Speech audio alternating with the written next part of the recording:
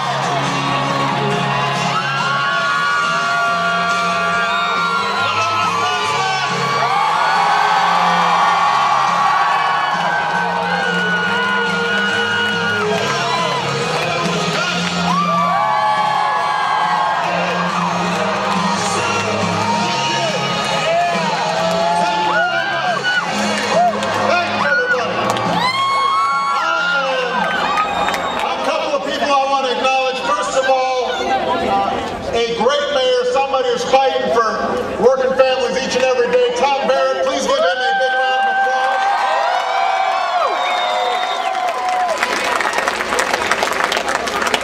Somebody who is one of the consciences of the Senate, who's always independent, doesn't always agree with me, but always agrees with the people of his state and looking out for them. Senator Russ Feingold, Wisconsin System President Kevin Raleigh is here. University of Wisconsin-Madison Chancellor Vinnie Martin is in the house.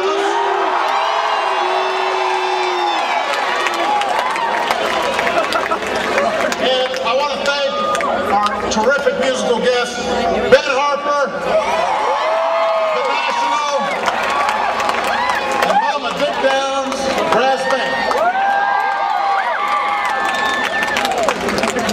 It is good to be back in the state of Wisconsin. I was mentioning that when I first moved to Chicago, I know we got some folks in the house. You know, every once in a while, I had some friends who were going to school up here, and I'd drive up to Madison.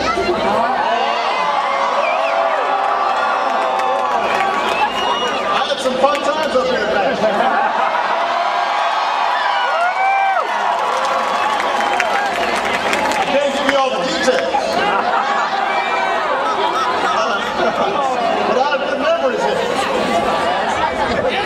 And may I say that you Badgers are looking pretty good this year. I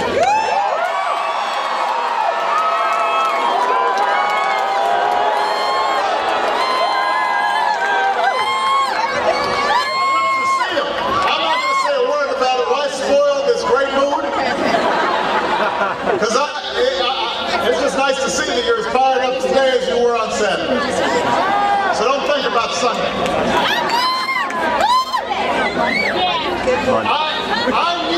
I need you though fired up, Badgers. I need you fired up.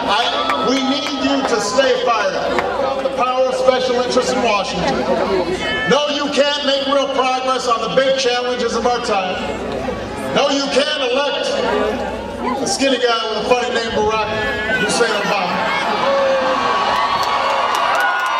They said no, you can't, but what did you say in Wisconsin?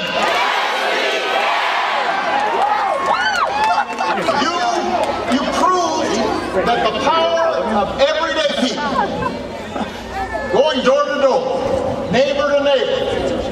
friend to friend, was stronger than the forces of the status quo. It made more difference than PAC money. It made more difference than all the TV advertising. You tapped into something that this country hadn't seen in a very long time. You did that. And every single one of you is a shareholder in that mission of rebuilding our country and reclaiming our future. And I'm back here today because on November 2nd, we face another test. And the stakes could not be higher. It was confronting a crisis.